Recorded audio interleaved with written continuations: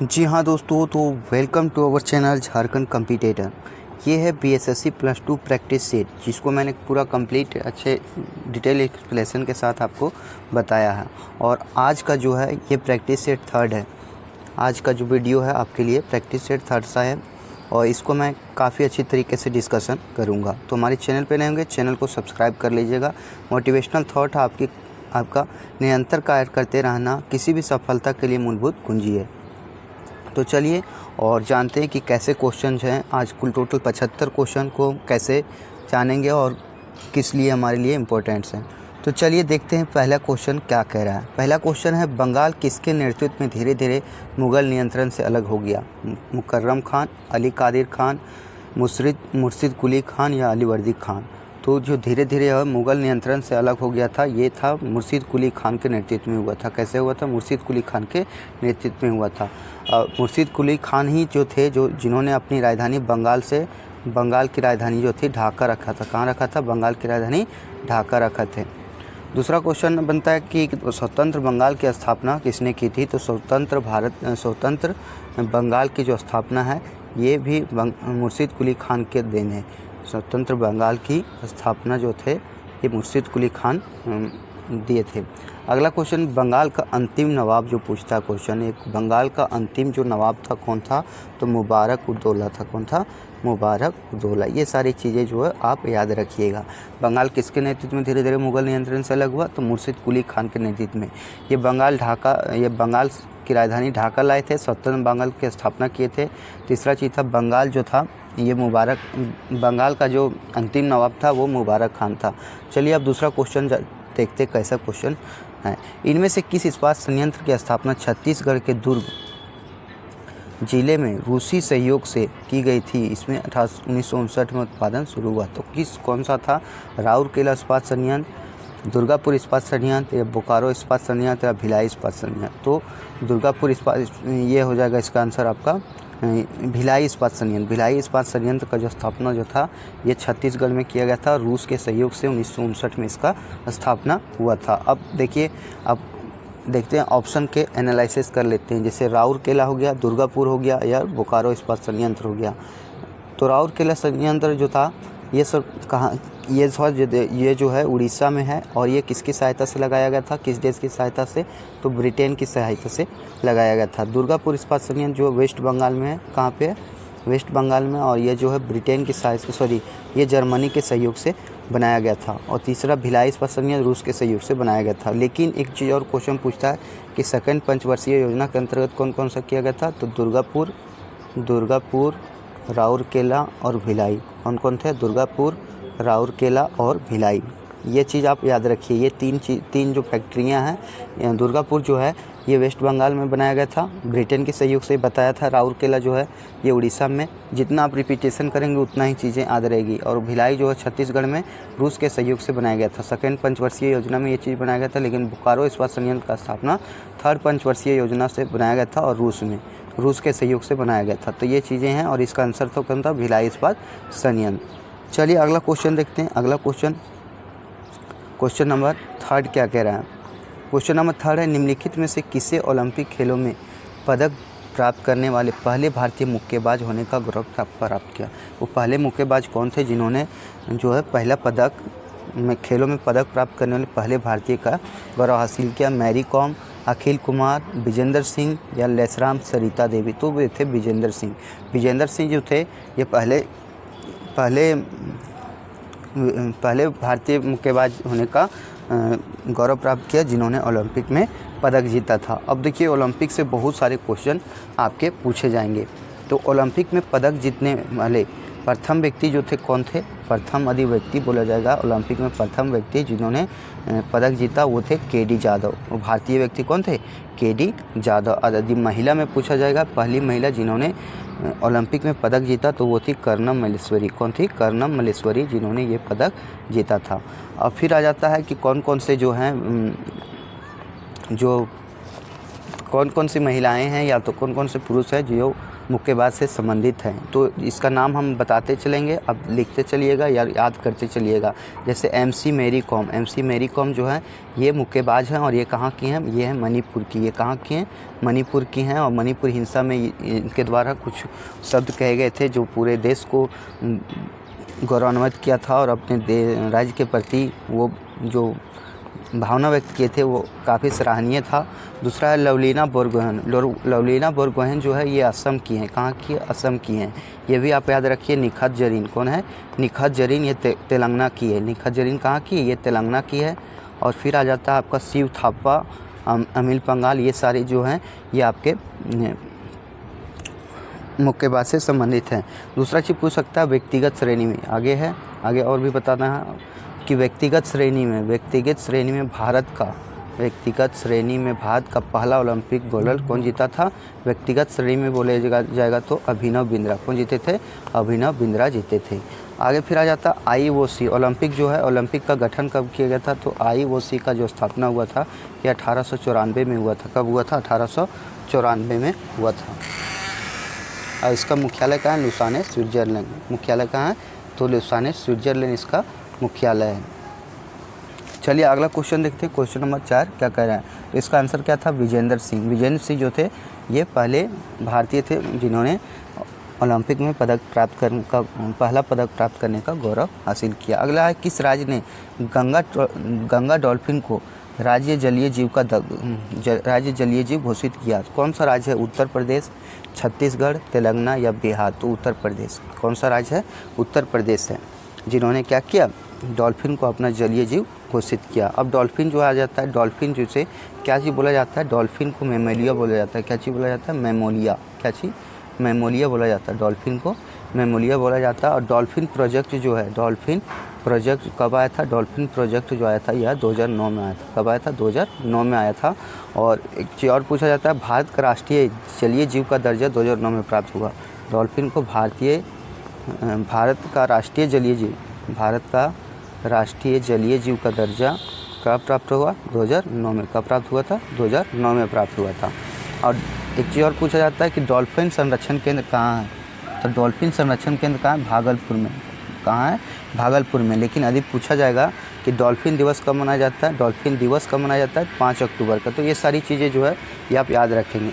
जैसे क्या, डॉल्फिन एक स्तनपायी है, इसे मेमोलिया कहा जाता है। डॉल्फिन प्रोजेक्ट 2009 में आया था। एक बार रिपीट कर देते हैं, भारत को राष्ट्रीय जलीय जीव का दर्जा कब दिया गया था डॉल्फिन को, तो 2009 में दिया गया था। और डॉल्फिन जो है गंगा नदी को राष्ट्रीय नदी का दर्जा कब दिया गया था, 2008 में बोले थे। और डॉल्फिन संरक्षण केंद्र कहाँ है, भागलपुर में है। और डॉल्फिन दिवस कब मनाया जाता है, तो 5 अक्टूबर को मनाया जाता है। और इसका वैज्ञानिक नाम था प्लेटिमिस्टा गंगेटिका। तो ये सारी चीज़ें जो है आपको याद करके जाने हैं। ये सारी चीज़ें आपके एग्जाम के लिए पूछे जाएंगे, इतने सारे सवाल आपके बन रहे थे। अगला क्वेश्चन देखते हैं, आंध्र प्रदेश राज्य अधिनियम 1953 द्वारा भारत के खाली जगह भाषाई राज्य का गठन किया गया था। तो तृतीय, चतुर्थ, प्रथम या द्वितीय, तो प्रथम जो था आंध्र प्रदेश पहला राज्य था जो भाषाई आधार पर गठन किया गया था। लेकिन इसका गठन कब हुआ था, ये क्वेश्चन बराबर पूछा जाता है। 1 अक्टूबर 1953 को हुआ था। कब हुआ था, एग्जैक्ट डेट कभी कभी देता है तो आप याद रखेंगे 1 अक्टूबर 1953 को हुआ था।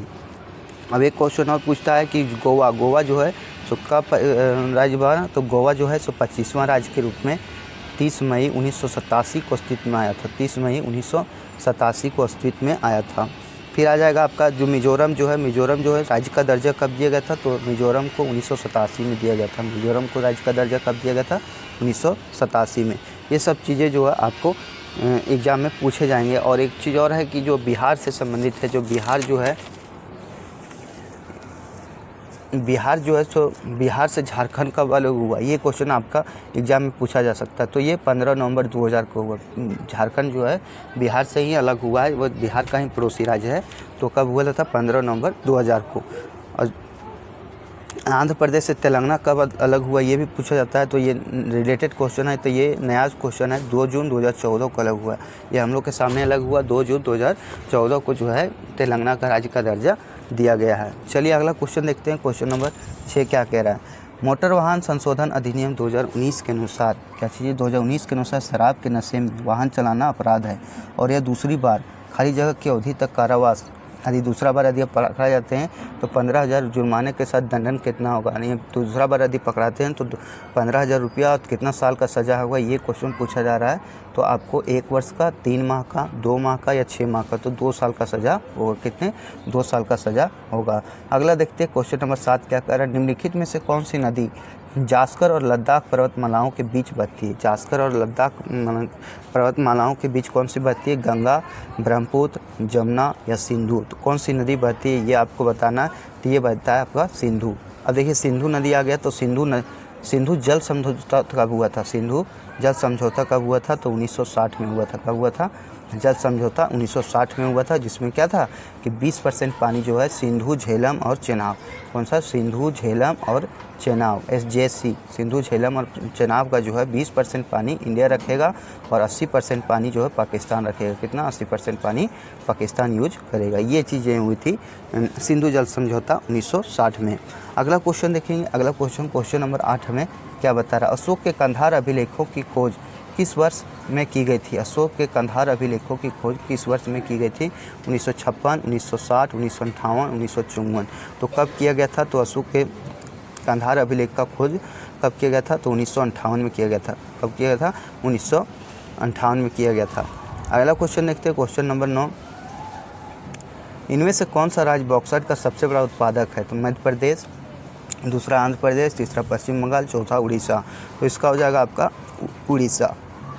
कौन सा राज्य हो जाएगा? उड़ीसा में बॉक्साइट सबसे ज़्यादा होता है। बॉक्साइट का आप देखिए, बॉक्साइट का सूत्र पूछ देता है Al2O3 × 2H2O, Al2O3 × 2H2O, ये आपका बॉक्साइट का सूत्र हो गया।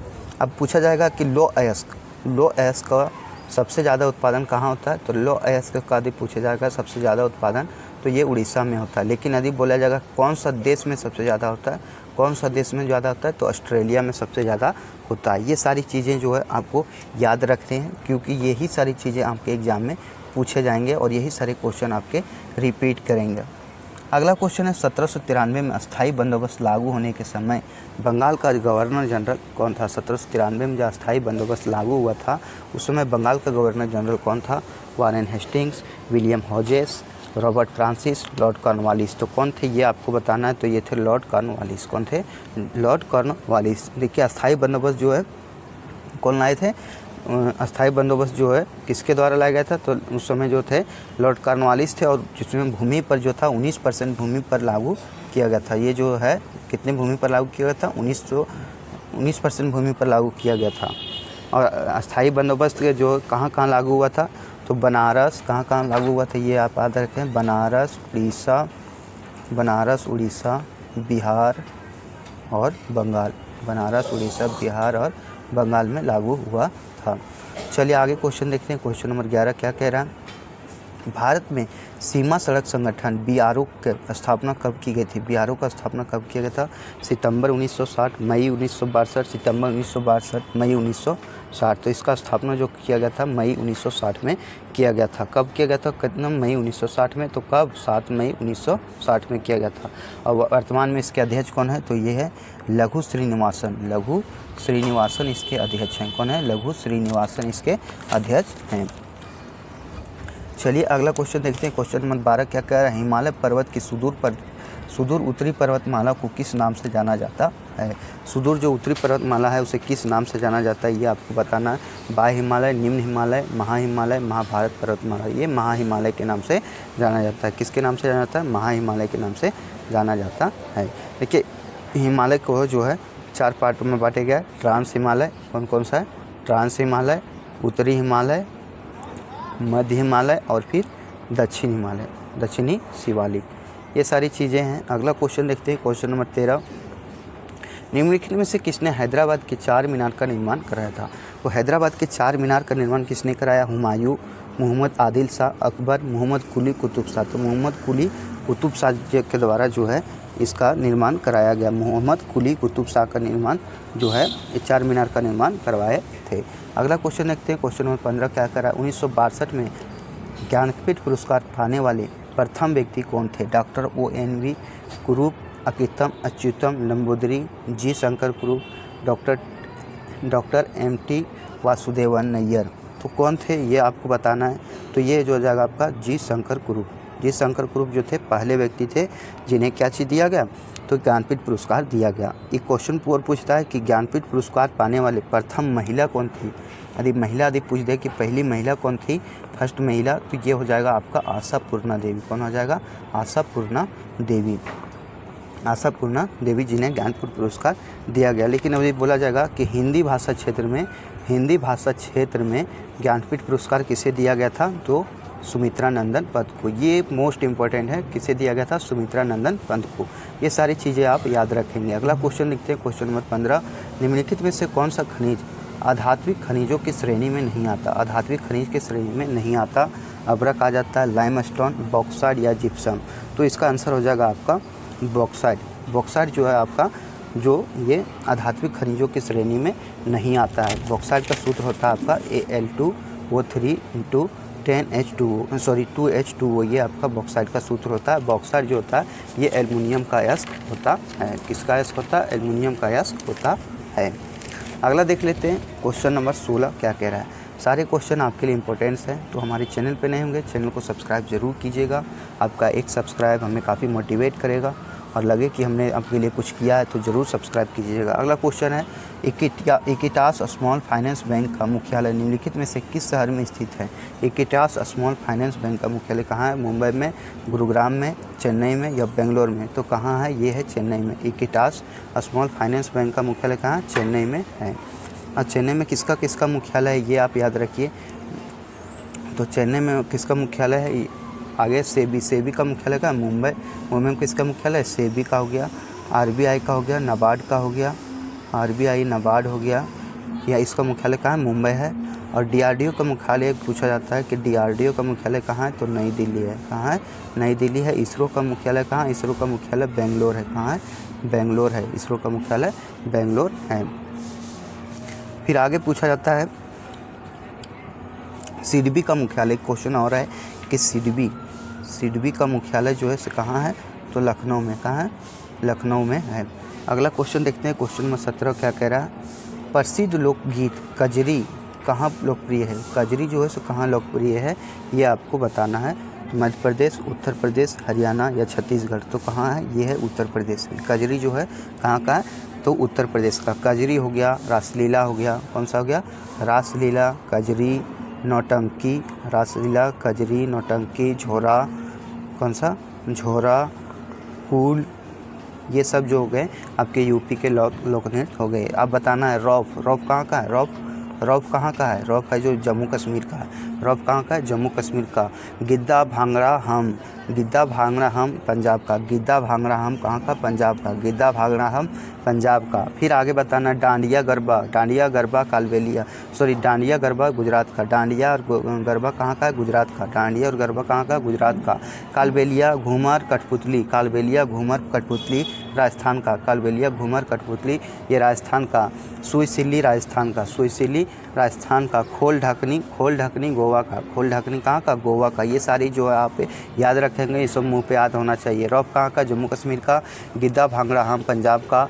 डांडिया गरबा गुजरात का। और फिर कालबेलिया घूमर कठपुतली राजस्थान का।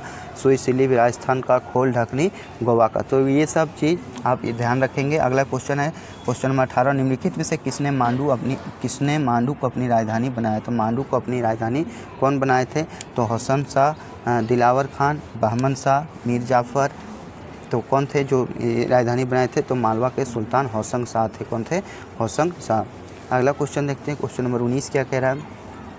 इनमें से किस रेशेदार फसल का प्रयोग मोटे कपड़े, थैले, थैले की सजावट सामान बनाने के लिए किया जाता है। कपास, सन, जूट या हुक्काएँ। तो जूट का प्रयोग किया जाता है। किसका प्रयोग किया जाता है, जूट का प्रयोग किया जाता है।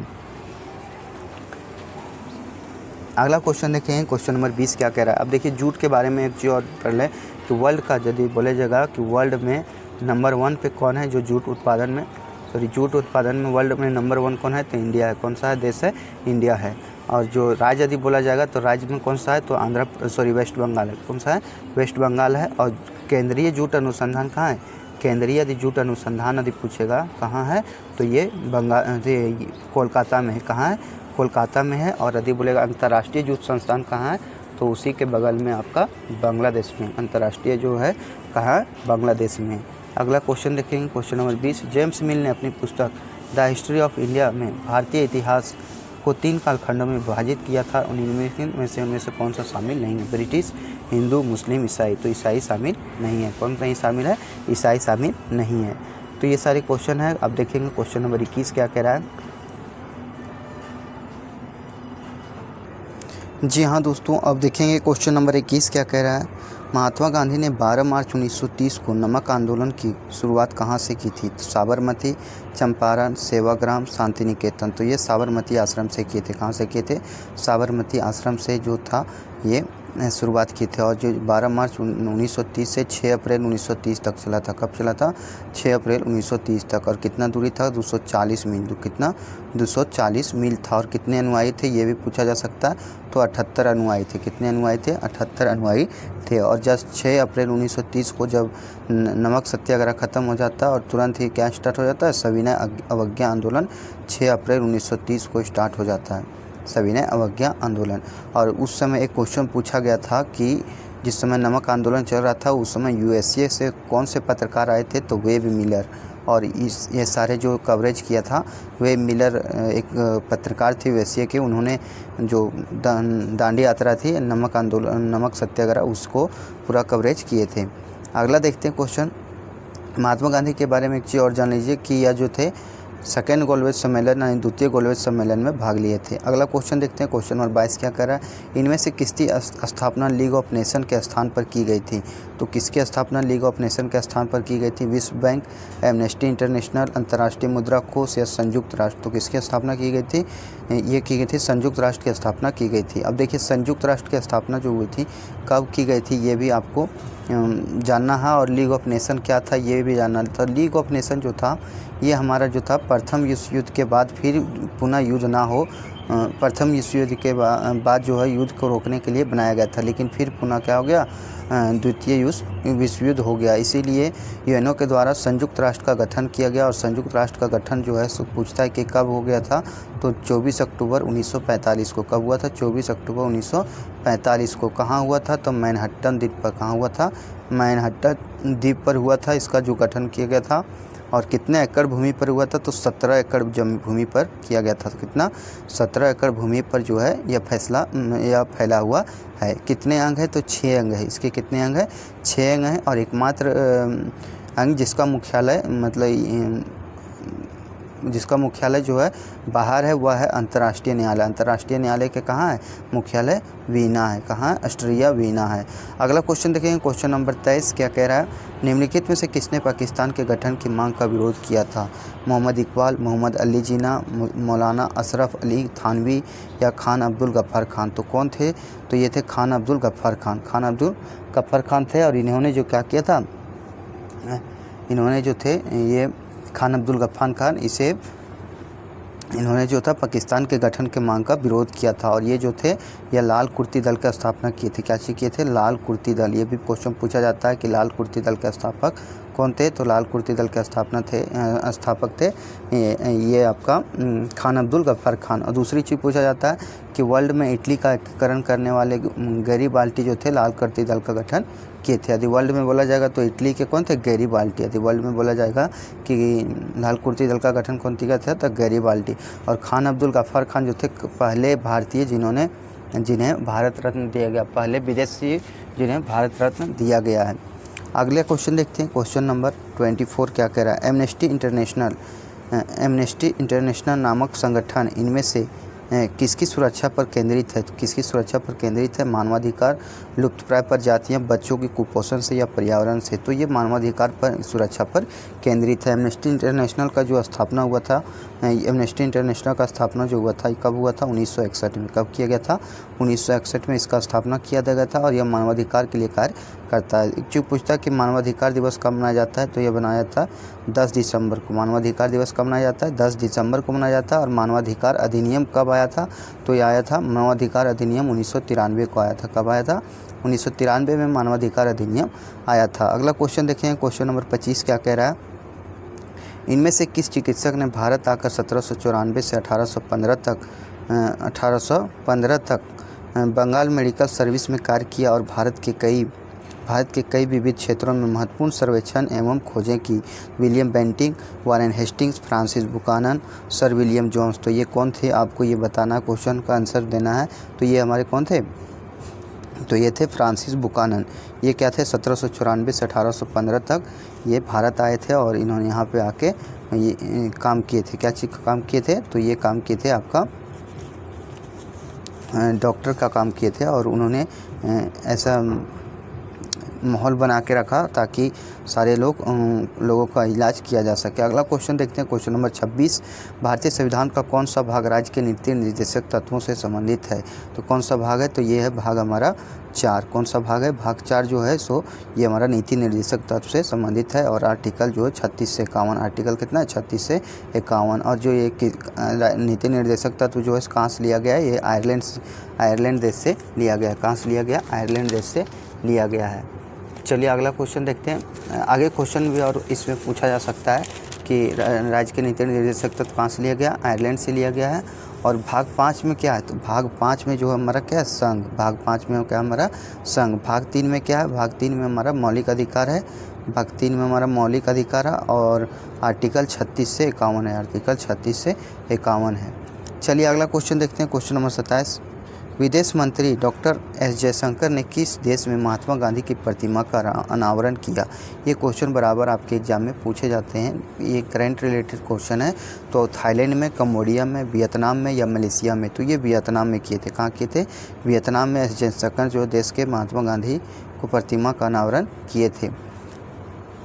आगे क्वेश्चन पूछा जा सकता है कि जो एस जयशंकर हैं ये कहाँ किए थे, वियतनाम में किए थे। तो वियतनाम जो है, तो नॉर्थ वियतनाम और साउथ वियतनाम को अलग करने वाला कौन सा है, साउथ वियतनाम को, तो ये है हमारे 17वीं डिग्री अक्षांश रेखा। कितनी है, 17वीं डिग्री अक्षांश रेखा है। आगे है यूएसए कनाडा को अलग करने वाला 39वीं डिग्री समांतर रेखा। यूएसए भर से कनाडा को अलग करने वाली जो है रेखा कौन सी है, तो 39वीं डिग्री समांतर रेखा। आगे पूछा जाता है सफ़ेद हाथियों का देश किसे कहा जाता है। सफ़ेद हाथियों को देश कहा जाता है आपका थाईलैंड को। कहाँ किसे कहा जाता है, सफ़ेद हाथियों का देश थाईलैंड को कहा जाता है। और थाईलैंड की राजधानी बैंकॉक। हाथियों का देश लाओस को कहा जाता है। हाथियों का देश किसे कहेंगे, लाओस को कहा जाता है। मलेशिया की राजधानी कहाँ है, तो मलेशिया की राजधानी आपका कुआलालंपुरम है। कहाँ है, कुआलालंपुरम है। अंकोर वाट का मंदिर कंबोडिया में। अंकोर वाट का मंदिर कहाँ है, कंबोडिया में। तो ये सारी क्वेश्चन आपके मोस्ट इंपॉर्टेंट्स बन जाते हैं। अगला क्वेश्चन है बैंगनी क्रांति यानी पर्पल रिवोल्यूशन जिसे जम्मू और कश्मीर से शुरू किया गया था, खाली जगह के रूप में भी जाना जाता है। लेवेंडर क्रांति, इंडिगो क्रांति, ऑर्किड क्रांति और लिले क्रांति। तो किस क्रांति के नाम से जाना जाता है, तो ये लेवेंडर क्रांति के नाम से जाना जाता है। अब बहुत सारे क्रांति हैं, इसको मैं बता देता हूँ। जैसे पहला आ जाता है लाल क्रांति। लाल क्रांति जो हो जाएगा मांस व टमाटर उत्पादन से आ जाएगा। श्वेत क्रांति जो है सो दूध उत्पादन से आ जाएगा। काला और कृष्ण क्रांति दूध उत्पादन से आ जाएगा।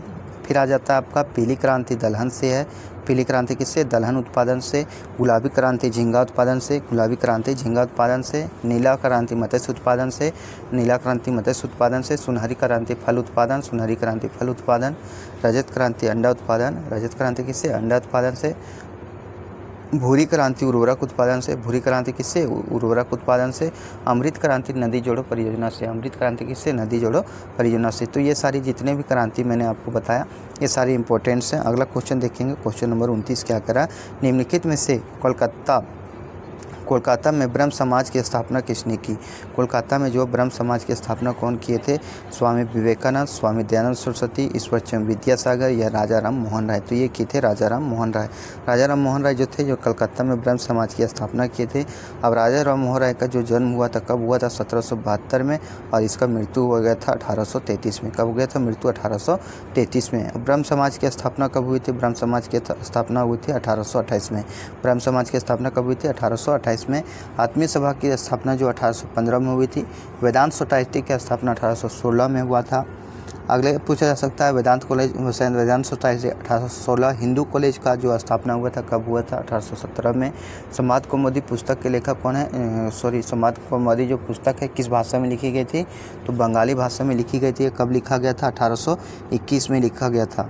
संवाद कौमुदी का किस भाषा में, बंगाली भाषा में, और 1821 में लिखा गया था। वेदांत कॉलेज को जो है 1825 में स्थापना किया गया। और जो राजा राम मोहन राय था, राजा राम मोहन राय जो थे ये पश्चिमी शिक्षा के समर्थक थे, एकेश्वरवाद का सिद्धांत दिए थे। और ब्रह्मा निकल मैगजीन जो था राजा राम मोहन राय का था। फिरातूर अखबार जो था ये फारसी भाषा में थी और ये भी जो था राजा राम मोहन राय के द्वारा चालू किया गया था। सभी भाषा के विद्वान थे हमारे राजा राम मोहन राय। राजा राम मोहन राय जो थे सभी जो भाषा के विद्वान थे। सती प्रथा का अंत किया था 1829 में। सती प्रथा का अंत राजा राम मोहन द्वारा 1829 में किए थे। और उसमें कौन थे? Viceroy lord William Bentinck. Viceroy कौन थे? Lord William Bentinck. ये सारे क्वेश्चन जो आपके पूछे जा सकते हैं और इसका PDF मैं आपके टेलीग्राम चैनल झारखंड कम्पिटिटर में दे दूँगा, तो आप वहाँ से ये चीज़ें जो है आप ले सकते हैं। हैंड रिटेन नोट्स टाइप में है। राजा राम मोहन राय को राजा की उपाधि कौन दिए थे? तो अकबर द्वितीय दिए थे। ये भी क्वेश्चन पूछा जा सकता है कि राजा राम मोहन राय को अकबर द्वितीय द्वारा राजा की उपाधि दी गई थी। भारतीय पत्र पत्रिका के अग्रदूत थे राजा राम मोहन राय। पत्र पत्रिका का अग्रदूत कौन थे? राजा राम मोहन राय। भारतीय पुनर्जागरण का पिता किसे कहा जाता है? राजा राम मोहन राय को। नक्षत्र का तारा कहा जाता है राजा राम मोहन राय को। नक्षत्र का तारा राजा राम मोहन राय। भारतीय पुनर्जागरण का पिता राजा राम मोहन राय। अगला क्वेश्चन देखेंगे, क्वेश्चन नंबर 30 क्या कह रहा है? निम्नलिखित में से कौन सा भारत में ग्रामीण गरीबी का कारण नहीं है? ग्रामीण गरीबी का कारण कौन सा नहीं है, ये आपको बताना है। ग्रामीण क्षेत्रों से प्रवास, कृषि के अलावा अन्य रोजगार के वैकल्पिक अवसरों का प्रभाव, निरक्षरता या पूंजी की कमी। तो इसका आंसर हो जाएगा आपका ग्रामीण क्षेत्रों से प्रवास। ग्रामीण क्षेत्रों से प्रवास जो है ग्रामीण जो है कारण नहीं है, जबकि आपको कृषि के अलावा अन्य रोजगार के वैकल्पिक अवसरों का अभाव है, ये आपका गरीबी का कारण है। निरक्षरता है, पूरी जो शिक्षा व्यवस्था अच्छी नहीं है। पूंजी की कमी है, कोई बिजनेस भी करना चाहता है तो उसे प्रॉपर पूंजी नहीं मिल पाता। अगला क्वेश्चन देखें, क्वेश्चन नंबर 31। भारत की वित्तीय स्थिरता और विकास परिषद FSDC के अध्यक्ष कौन थे? वित्त मंत्री, मानव संसाधन विकास मंत्री, गृह मंत्री और कौशल विकास मंत्री। तो ये कौन थे आपको बताना है। तो जो FSDC के अध्यक्ष कौन होते हैं? तो FSDC के अध्यक्ष जो होते हैं ये हमारे वित्त मंत्री होते हैं। और इसका जो FSDC का स्थापना हुआ था वो हुआ था 2010 में। कब हुआ था? 2010 में इसका स्थापना किया गया था। अगला क्वेश्चन देखेंगे, क्वेश्चन नंबर 32 क्या कह रहा है? द ग्रेट इंडियन नॉवेल पुस्तक प्रसिद्ध राजनीतिक द्वारा लिखी गई थी। किसके द्वारा लिखा गया था? वरुण गांधी द्वारा, डेरेक ओब्राय द्वारा, AK एंटनी या शशि थरूर के द्वारा। तो ये शशि थरूर के द्वारा लिखा गया था द ग्रेट इंडियन किसके द्वारा लिखा गया था? शशि थरूर के द्वारा। और शशि थरूर के द्वारा दो पुस्तक और लिखा गया था। Why Am I Hindu? क्या था? Why Am I Hindu ये था। और दूसरा था एन इरा ऑफ डार्कनेस। क्या था? N era of darkness. ये दो पुस्तकें थी जो शशि थरूर की थी, आप इसे भी याद रखेंगे। अगला क्वेश्चन देखेंगे, भारत के मंदिरों से संबंधित दिए गए कथनों में से कौन सा कथन सत्य है, ये आपको बताना है। तो पहला जो है नागर शैली की वास्तुकला को उत्तर भारतीय शैली के नाम से जाना जाता है। ये सही है, नागर शैली जो है उत्तर भारत में चलती है। और द्रविड़ शैली की वास्तुकला को दक्षिण भारतीय शैली के रूप में जाना जाता है। ये भी सही है, अर्थात 1 और 2 दोनों सही है। अर्थात ऑप्शन नंबर बी जो है क्या है? सही है। ऑप्शन नंबर बी जो क्या है? सही है। उत्तर भारत की शैली को क्या बोलते हैं? नागर शैली। और दक्षिण भारत को बोलते हैं द्रविड़ शैली बोलते हैं। अगला क्वेश्चन देखेंगे, क्वेश्चन नंबर 34। पर्वतों के उठे हुए ब्लॉकों को खाली जगह कहा जाता है। तो इस ब्लॉक को क्या कहा जाता है? उत्खंड बोला जाता है, अधोखंड बोला जाता है, ढलान कहा जाता है या शंकु कहा जाता है। तो आपको ये बताना है कि उसे क्या कहा जाता है। उसे कहा जाता है उत्खंड। क्या कहा जाता है? उत्खंड कहा जाता है। और जो भंसोद पर्वत है, जो उसमें कौन कौन सा है? सतपुड़ा है, विंध्याचल है, पश्चिमी घाट है, वास्तेज है और सेरा जो है और नेवरा जो है, ये हमारे सब जो हैं ये भंसोद पर्वत के उदाहरण आ जाएंगे। अगला देखते हैं, अगला नंबर क्वेश्चन क्या कह रहा है? 35 नंबर क्वेश्चन देखते हैं। दंतिदुर्ग भारत के किस राजवंश से संबंधित थे? तो दंतिदुर्ग जो है किससे संबंधित थे? चालुक्य से, चोल से या फिर राष्ट्रकूट से या चेरों से। तो किस थे से संबंधित थे? तो राष्ट्रकूट वंश से थे। दंतिदुर्ग भारत के किस राजवंश से थे? तो राष्ट्रकूट वंश से थे। और वातापी जो था ये चालुक वंश के थे। वातापी जो थे कहाँ के थे? ये चालुक वंश से संबंधित थे। और जो चोल वंश के संस्थापक कौन थे? तो ये चोल वंश के संस्थापक थे विजयालय। कौन थे? विजयालय जो थे चोल वंश के संस्थापक थे। तो ये सारी चीज़ें जो है ये आप याद रखेंगे, क्योंकि आपका एग्ज़ाम जो है वो बहुत जल्द होने वाला है, BSSC +2 का एग्ज़ाम। तो ये सारे जो हैं सेट ज़रूर लगाएं। अगला क्वेश्चन है, बगरुम्बा जो है किस भारतीय राज्य का लोक नृत्य है? तो हरियाणा का, कर्नाटक का, देखिए लोक नृत्य आया। लोक नृत्य को आप अच्छे से याद कीजिएगा, क्योंकि कोई भी एग्ज़ाम हो आपके एक क्वेश्चन इससे रहेंगे। और चैनल पे नए होंगे चैनल को ज़रूर सब्सक्राइब कीजिएगा, क्योंकि आपका एक सब्सक्राइब, आपका एक लाइक हमें काफ़ी मोटिवेट करेगा। तो बागरुम्बा जो किस भारतीय राज्य का लोक नृत्य है? हरियाणा का, कर्नाटक का, असम का या गोवा का? तो ये है हमारा असम का। बागरुम्बा किस भारतीय राज्य का लोक नृत्य है? तो ये हमारा असम का है। और असम में कौन कौन सा मेला लगता है? तो असम में जो है अम्बुबाची मेला लगता है, और असम में है कामाख्या माता मंदिर। असम के बारे में जान के, अम्बुबाची मेला है लगता है, और कामाख्या माता मंदिर वहीं है। बंचुआ उत्सव वहीं, बंचुआ और बगरुम्बा जो है कहाँ मनाया जाता है? असम में मनाया जाता है। अब गोवा का देखते हैं, सिग्मो महोत्सव। गोवा का कौन सा महोत्सव मनाया जाता है? सिग्मो महोत्सव। और कम्बाला दौड़ यानी भैंसा दौड़ जो कर्नाटक में होता है। कर्नाटक में क्या होता है? भैंसा दौड़ होता है, ये आप याद रखेंगे। और जो जल्लीकट्टू जो होता है तमिलनाडु में होता है। जल्लीकट्टू कहाँ होता है? तमिलनाडु में होता है। ला से ला आता, तमिल में ला आता है, इससे आप याद रखेंगे, इससे आपको कन्फ्यूजन नहीं होगा। जल्लीकट्टू तमिलनाडु, तमिल में ला आता है कि नहीं, उसी तरह से इसको आप याद रखेंगे। अगला क्वेश्चन है, प्रति इकाई क्षेत्र में व्यक्तियों की संख्या को माप देती है। तो जनसंख्या घनत्व मापती है, जनसंख्या लिंगानुपात, जनसंख्या आवागमन, जनसंख्या वृद्धि दर। तो क्या नापता है? ये हमारा जनसंख्या घनत्व को मापता है। प्रति इकाई क्षेत्र में व्यक्तियों की संख्या जनसंख्या घनत्व को मापती है। और अब देखिए ये क्वेश्चन पूछा जा सकता है, और ये जीडी में पूछा भी गया है, सबसे कम जनसंख्या घनत्व किस राज्य का है? तो सबसे कम जनसंख्या घनत्व जो है ये हमारा अरुणाचल प्रदेश का। किसका है? अरुणाचल प्रदेश का। यदि बोलेगा सबसे अधिक जनसंख्या घनत्व किसका है? तो सबसे अधिक जनसंख्या घनत्व बिहार का। अधिक केंद्र शासित प्रदेश में पूछ देगा कि सबसे ज़्यादा जनसंख्या घनत्व किसका है? तो दिल्ली का है। और सबसे कम जनसंख्या घनत्व अंडमान निकोबार का। किसका? अंडमान निकोबार का सबसे कम जनसंख्या घनत्व है। तो ये सारी चीज़ें जो है आपके लिए मोस्ट इंपॉर्टेंट्स रह जाते हैं, और आपके आने वाले एग्जामों के लिए इंपॉर्टेंट रह जाते हैं। चाहे कोई भी एग्ज़ाम हो, आपके जो जनसंख्या घनत्व, जनसंख्या से क्वेश्चन आपको देखने को मिलेंगे। अगला क्वेश्चन देखेंगे, क्वेश्चन नंबर 38 क्या कह रहा है? सरकार ने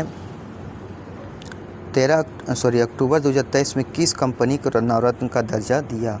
तो ये जो है का ऑप्शन थोड़ा लंबा है, इसलिए आप नहीं पढ़ेंगे, और इसका डायरेक्ट आंसर बता देते हैं। IRCON international and rights, IRCON international, IRES, ठीक है, IRS, EIRS, ये जो है इसी को क्या चीज़ दिया गया? तो इसे दिया गया नवरत्न का दर्जा। अब देखिए वर्तमान समय में यदि बोला जाएगा कि महारत्न कंपनियां कितनी हैं, तो ये आपको जवाब देना है।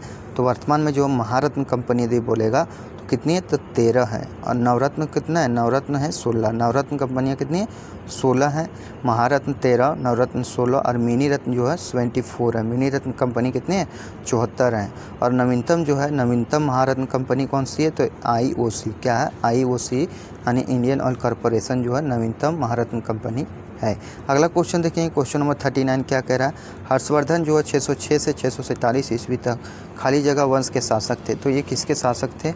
तो मुगल वंश के, मौर्य के, गुप्त के या पुष्पभीति वंश के? तो ये पुष्पभीति वंश के संस्थापक थे हर्षवर्धन। हर्षवर्धन किसके संस्थापक थे? तो पुष्पभीति वंश के शासक थे। अगला क्वेश्चन देखते हैं, क्वेश्चन नंबर 40 क्या करा? अखिल भारतीय मुस्लिम लीग का गठन खाली जगह में हुआ था। तो अखिल भारतीय मुस्लिम लीग का गठन जो है कहाँ हुआ था? कब हुआ था? 1906 में, 1910 में, 1905 में या 1908 में? तो इसका जो स्थापना हुआ था 1906 में हुआ था। कब हुआ था? अखिल भारतीय मुस्लिम लीग का स्थापना 1906 में हुआ था। चलिए आगे देखेंगे क्वेश्चन नंबर 41 देखेंगे। किस संगीत निर्देशक को 2022-23 के लिए राष्ट्रीय लता मंगेशकर सम्मान से सम्मानित किया गया है? तो राष्ट्रीय लता मंगेशकर से किसे सम्मानित किया गया है? तो AR रहमान, अनिरुद्ध रविचंद्र, RD बर्मन या तो उत्तम सिंह। तो उत्तम सिंह को जो है राष्ट्रीय लता मंगेशकर सम्मान से सम्मानित किया गया है। और ये जो पुरस्कार दिया जाता है राष्ट्रीय लता मंगेशकर पुरस्कार, ये कहाँ दिया जाता है? MP यानी मध्य प्रदेश में दिया जाता है। ये क्वेश्चन जो मोस्ट इम्पोर्टेंट्स है। और दीनानाथ, एक और क्वेश्चन पूछा जाता है, दीनानाथ लता मंगेशकर पुरस्कार जो है इसका जो शुरुआत कब हुआ था? तो 2023 में हुआ था। कब? दीनानाथ लता मंगेशकर पुरस्कार की शुरुआत 2023 में हुआ था। और पहला जो पुरस्कार मिला था किसे मिला था? नरेंद्र मोदी 2022 में हुआ था, और पहला पुरस्कार 2022 में नरेंद्र मोदी को मिला और 2023 में आशा भोसले को दिया गया। एक क्वेश्चन और भी पूछता है कि लता मंगेशकर को भारत रत्न कब दिया गया, तो 2001 में। लता मंगेशकर को भारत रत्न कब दिया गया, 2001 में दिया गया था। अगला क्वेश्चन देखेंगे, क्वेश्चन नंबर 42 है, गुजरात के हजीरा से उत्तर प्रदेश के जगदीशपुर तक जाने वाली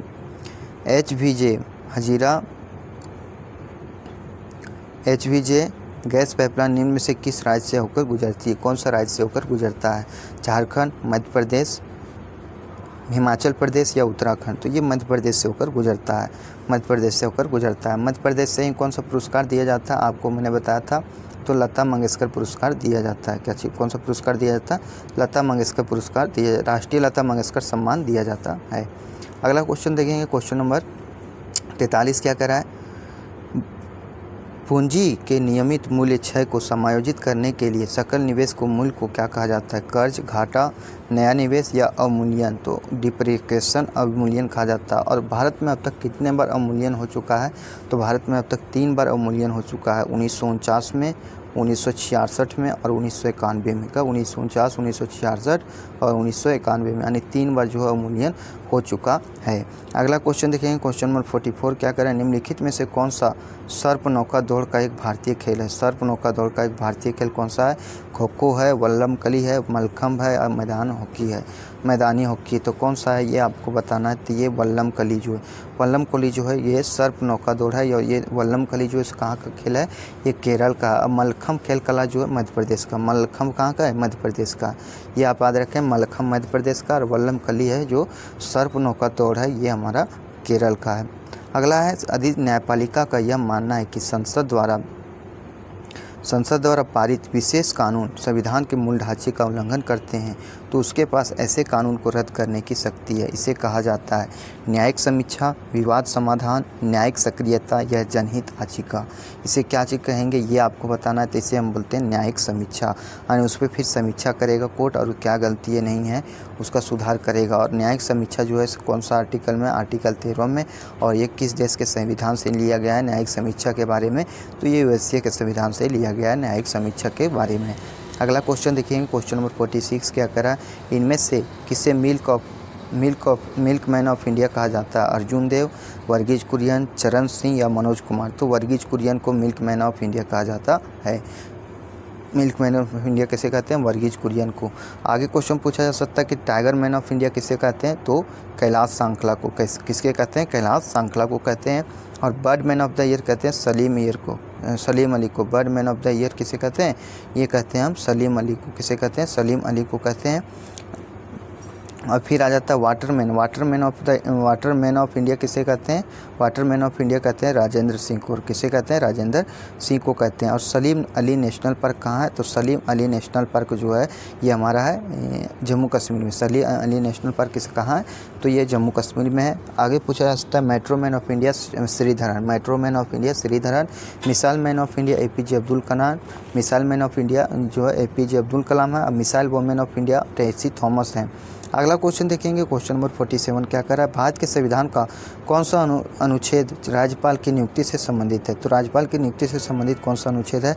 अनुच्छेद 155, अनुच्छेद 149, अनुच्छेद 148, अनुच्छेद 143। तो इसका जो अनुच्छेद है हमारा ये अनुच्छेद 155, ये राज्यपाल की नियुक्ति के बारे में बताता है।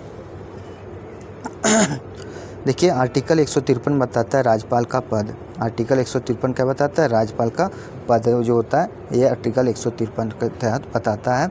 और कार्यपालिका का संवैधानिक प्रधान जो होता है आर्टिकल 54 बताता है कि राज्यपाल जो होता है ये कार्यपालिका का संवैधानिक प्रधान होता है।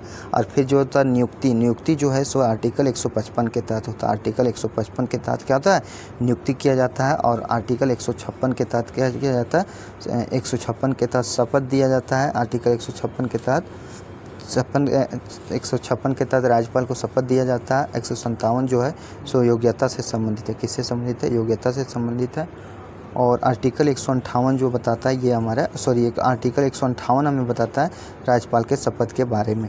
अगला क्वेश्चन देखेंगे, क्वेश्चन नंबर 48 क्या कह रहा है, निम्नलिखित में से कौन सा आंदोलन काफ़ी नकारात्मक एवं शांतिपूर्ण था लेकिन प्रभाव में यह सकारात्मक था? तो कौन सा आंदोलन था जो ये था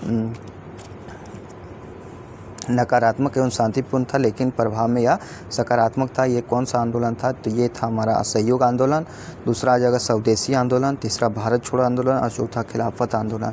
तो ये हमारा था असहयोग आंदोलन। असहयोग आंदोलन कब हुआ था? तो यह 1920 में हुआ था। असहयोग आंदोलन कब हुआ था? 1920 में। अब आ जाता है स्वदेशी आंदोलन के बारे में जानते हैं। स्वदेशी आंदोलन जो था 1905 में हुआ था।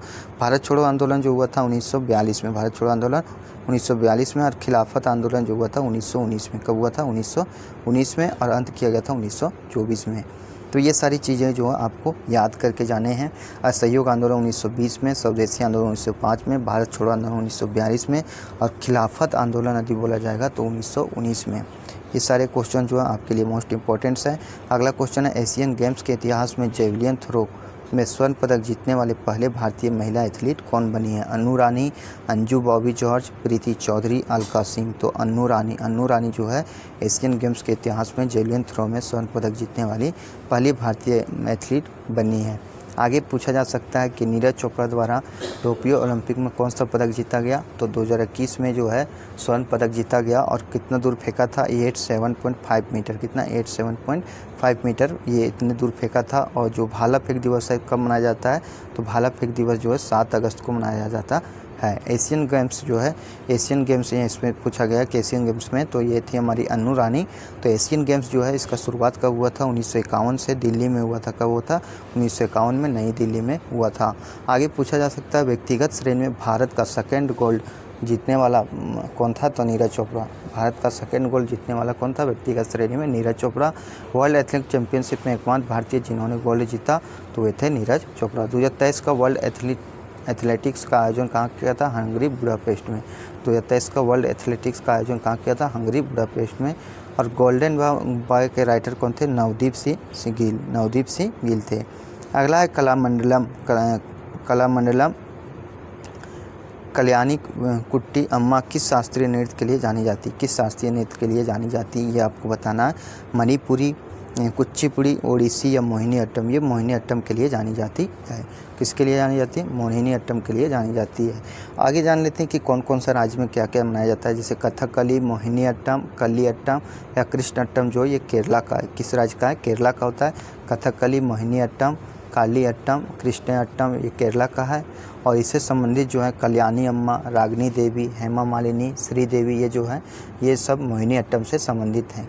कुचिपुड़ी से संबंधित जो लोग हैं राजा रेड्डी, राधा रेड्डी, आमिनी कृष्णमूर्ति, आप याद रखिएगा कुचिपुड़ी से संबंधित है आमिनी कृष्णमूर्ति। देखिए पेन नहीं है, काफ़ी चीज़ों का अभाव है, तो आप ज़रूर चैनल को सब्सक्राइब कीजिएगा। अगला क्वेश्चन देखते हैं। क्वेश्चन जो है आगे साइंस से क्वेश्चन आएंगे और फिर उसके बाद मैथ से। तो साइंस से आने वाले क्वेश्चनों को हम देखेंगे। निम्नलिखित में से कौन सी बीमारी जो विभिन्न प्रकार के संक्रामक विषाणुओं और गैर संक्रामक कारकों के कारण होने वाली विभिन्न प्रकार के स्वास्थ्य समस्याओं से पैदा होने वाली यकृत की सूजन का संदर्भित करती है? तो तपेदिक है, न्यूमोनिया है, हेपेटाइटिस है या मधुमेह है? तो इसका आंसर हो जाएगा आपका हेपेटाइटिस रोग जो है ये हमारा यकृत से संबंधित रोग है। और हेपेटाइटिस जो है ये तपेदिक होता है। क्या होता है? तपेदिक होता है, जिसे क्षय रोग जीवाणु द्वारा होता है। और टीबी के बारे में बता दें। टीबी के जो खोज करता है तो कौन थे? Robert Koch. टीबी के खोजकर्ता कौन थे? रॉबर्ट कोच थे। और टीबी डे कब मनाया जाता है? तो 24 मार्च को मनाया जाता है। कब मनाया जाता है? 24 मार्च को टीबी डे मनाया जाता है। और इसके टीबी के उपचार के लिए BCG का टीका लगाया जाता है। किसका टीका लगाया जाता है? BCG का टीका लगाया जाता है। आगे है निमोनिया किससे होता है? जीवाणु से। मधुमेह इंसुलिन के कारण होता है। निमोनिया कैसे होता है? तो ये होता है आपका जीवाणु से, मधुमेह इंसुलिन से। और मधुमेह दिवस कब मनाया जाता है? तो मधुमेह दिवस 14 नवंबर को मनाया जाता है। और हाथी दिवस भी 14 नवंबर को मनाया जाता है। तो ये सारी चीज़ें जो है आपके लिए इम्पोर्टेंट्स रह जाते हैं, आपके आने वाले एग्जामों के लिए इम्पोर्टेंट्स रह जाते हैं, इसलिए आप ये सब चीज़ों पर थोड़ा ध्यान दीजिएगा। अगला क्वेश्चन है क्वेश्चन नंबर 52। संघ फाइलम इकाइनोडर्मेटा के बारे में निम्नलिखित में से कौन सा विशेषता सही है? तो ये कौन सा सही? गोल कृमि कटगुहा। तो कौन सा सही है ये आपको बताना है। तो ये है पर गुहा उपस्थिति और द्विपक्षीय समिति, यही जो है हमारा सही है, यही विशेषता है। बाकी बस सारे जो ऑप्शन हैं गलत हैं। इकाइनोडर्मेटा के अंतर्गत जो आता है ये हमारे क्या कौन से आ जाते हैं, star fish, fry fish, silver fish, cattle fish, ये सब जो है इकाइनोडर्मेटा के अंतर्गत आ जाते हैं। अगला क्वेश्चन देखते हैं, क्वेश्चन नंबर 53 क्या कह रहा है, निम्नलिखित में से किन घटकों का अक्सर शरीर का निर्माण खंड कहा जाता है, जो व्यायाम के बाद मांसपेशियों के ऊतकों की मरम्मत करने और उन्हें मजबूत करने में मदद करने में महत्वपूर्ण भूमिका निभाता है। तो वो कौन सा है, आपको ये चीज़ें बतानी है। तो वो कार्बोहाइड्रेट है, सूक्ष्म पोषक तत्व है, वसा है या प्रोटीन है। देखिए जो मांस बनाते हैं ये हमारा प्रोटीन है। और देखिए 1 ग्राम क्वेश्चन पूछा जाता है कि 1 ग्राम प्रोटीन में कितना जूल ऊर्जा प्राप्त होता है, तो 4.3 जूल, कितना 4.3 जूल। और जब लगभग इतना ही 4.3 जूल से कुछ अधिक जो है ये कार्बोहाइड्रेट, 1 ग्राम कार्बोहाइड्रेट में भी इतना जो हमें ऊर्जा प्राप्त होता है। लेकिन एक क्वेश्चन पूछता है कि 1 ग्राम वसा में कितना जूल ऊर्जा प्राप्त होता है, तो 9.3 जूल। कितना आता है, 9.3 जूल। प्रोटीन का पाचन कौन करता है, तो हमारा ट्रिप्सिन एंजाइम करता है। कौन सा प्रोटीन का पाचन करता है, तो करता है ट्रिप्सिन एंजाइम करता है। ये सारी चीज़ें जो आपके लिए इम्पोर्टेंट्स हैं। अगला दिया गया समीकरण खाली जगह के संबंध में वर्णन करता है, तो किसका वर्णन करता है, S = UT + ½ PT²। देखिए इसका एक ट्रिक है कि आप जो U और A को काट दीजिए, बाकी वह जो बच जाता है वही जो है इसकी दिशा बताता है। जैसे S से क्या हो गया, विस्थापन हो गया, और T से क्या हो गया, समय हो गया। तो विस्थापन और समय को बताता है गति का दूसरा समीकरण। तो क्या चीज़ बताता है, तो ये हमारा विस्थापन और समय को बताता है, स्थिति और समय को बताता है, स्थिति और समय को बताता है। अगला क्वेश्चन देखते हैं, नेक्स्ट क्वेश्चन क्या कह रहा है, मनुष्य बहुत ठंडे तापमान में किस प्रकार से अनुकूलित होते हैं, किस प्रकार अनुकूलित होते हैं ये आपको बताना है। तो इसका आंसर हो जाएगा आपका लाल रक्त कोशिकाओं के उत्पादन में वृद्धि करके और हीमोग्लोबिन को बंधना सहनता को कम करके एक श्वास में वृद्धि करके जो है मनुष्य जो है ठंडे तापमान में अनुकूलित रहता है। अगला क्वेश्चन देखते हैं, क्वेश्चन नंबर 26, निम्नलिखित में से कौन जो मुकुलन द्वारा प्रजनन करता है, कौन सा जो है मुकुलन द्वारा प्रजनन करता है। तो ये आपको बताना अमीबा है, प्लाज्मोडियम है, यूग्लिना है या हाइड्रा है। तो हाइड्रा जो है हमारा ये जो मुकुलन द्वारा प्रजनन करता है। और जो हाइड्रा और ईस्ट होता है ये बहुकोशिकीय होता है। ये क्या होता है, बहुकोशिकीय होता है। ईस्ट जो होता है क्या होता है, ईस्ट जो होता है एकोशिकीय होता है। ईस्ट कैसे होता है, एकोशिकीय होता है। अगला क्वेश्चन देखें, क्वेश्चन नंबर 57 क्या कह रहा है, एक लेंस की शक्ति इसकी खाली जगह के व्युत्क्रमानुपाती होता है। किसके व्युत्क्रमानुपाती होता है, फोकस दूरी के, त्रिज्या के, फोकस के या वक्रता त्रिज्या के। तो किसके होता है, तो ये फोकस का व्युत्क्रमानुपाती होता है। किसका व्युत्क्रमानुपाती, फोकस का व्युत्क्रमानुपाती होता है। अगला क्वेश्चन देंगे 58 क्या कह रहा है, गुरुत्व द्वारा किया गया कार्य निम्न में से किस पर निर्भर नहीं करता। तो गुरुत्व द्वारा किया गया कार्य जो है किस पर निर्भर नहीं करता, ये आपको बताना है। तो ये करता है वस्तु की क्षैतिज अवस्था में अंतर पर निर्भर नहीं करता। वस्तु की क्षैतिज अवस्था में जो अंतर है उस पर नहीं करता है। अगला क्वेश्चन देखें, क्वेश्चन नंबर 59, अधिक किसी वस्तु का भार 200 न्यूटन है, कितना 200 न्यूटन, इसका द्रव्यमान जो है ज्ञात करना, अधिक जी का मान इतना दे दिया है। तो देखिए W बराबर क्या था, mg, ये चीज़ याद रखिए। F बराबर क्या था, ma, F बराबर ma, और एक जो होता है उत्क्षेप बल। तीनों जो है क्या है, ये है सदिश राशि, क्या है, ये है हमारे सदिश राशि हैं। और देखिए इसमें जो है बनाएंगे तो W का मान कितना दे दिया, 200 न्यूटन। M जो है हमारा द्रव्यमान निकालना है, तो द्रव्यमान कितना दे दिया गया है, द्रव्यमान निकालना है। और G का मान कितना दिया गया, 10, तो 10 दूना 20 यानी 20 kg क्या हो जाएगा, 20 kg इसका द्रव्यमान हो जाएगा। कितना हो जाएगा, 20 kg इसका द्रव्यमान हो जाएगा। अगला क्वेश्चन देखें, क्वेश्चन नंबर 60, खाली जगह प्रकृति में एक मुक्त तत्व के रूप में कभी नहीं पाया जाता। प्रकृति में एक मुक्त तत्व के रूप में कभी नहीं पाया जाता। कैल्शियम, कॉपर, चांदी और सोना। तो कैल्शियम जो होता है कभी भी मुक्त तत्व के रूप में नहीं पाया जाता। अगला क्वेश्चन देखते हैं, क्वेश्चन नंबर 61 क्या कह रहा है, 61, साधारण अस्थायी ऊतक के 3 प्रकार हैं, तो वो कौन कौन से हैं, तो ये आपको बताने हैं। तो ये हमारा पेरेन्काइमा, कोलेनकाइमा और स्क्लेरेन्काइमा, ये हमारा साधारण अस्थायी ऊतक है। लेकिन यदि जटिल ऊतक बोलेगा, जटिल ऊतक कौन कौन सा है, तो जाइलम और फ्लोएम। कौन सा है, जाइलम और फ्लोएम जो है ये हमारा जटिल ऊतक है। अगला क्वेश्चन देखते हैं, क्वेश्चन नंबर 62 क्या कह रहा है, अधिक संवेग P और वेग v है, तो दिया गया द्रव्यमान m है, तो ज्ञात करने के लिए प्रयुक्त सूत्र क्या आ जाएगा, तो P बराबर mv हो जाएगा, P बराबर mv। द्रव्यमान हमें निकालना है तो m बराबर पी भी हो जाएगा। क्या हो जाएगा? m बराबर पी बटे भी, सॉरी 62 का क्या आ जाएगा? 4, 62 का आ जाएगा 4। अगला क्वेश्चन देखते हैं, क्वेश्चन नंबर 63 क्या करा है, निम्नलिखित में से कौन सा विलयन का पीएच मान न्यूनतम होता है। देखिए रक्त का पीएच मान कितना होता है? रक्त का पीएच मान हमारा 7.4 होता है, अर्थात रक्त क्षारीय होता है। शुद्ध जल का होता है 7, नींबू रस का 2.2 होता है। तो ये जो हमारा नींबू का रस जो है इसका जो है विलयन का पीएच मान जो होता है ये हमारा सबसे कम होता है। चलिए आगे देखते क्वेश्चन। जी हाँ दोस्तों, तो 63 नंबर क्वेश्चन था कि निम्नलिखित में से कौन सा विलयन का पीएच मान न्यूनतम होता है। तो रक्त का कितना होता है? रक्त का पीएच मान 7.4 होता है, शुद्ध जल का 7 होता है, यानी ये पूरा क्या होता है? उदासीन होता है।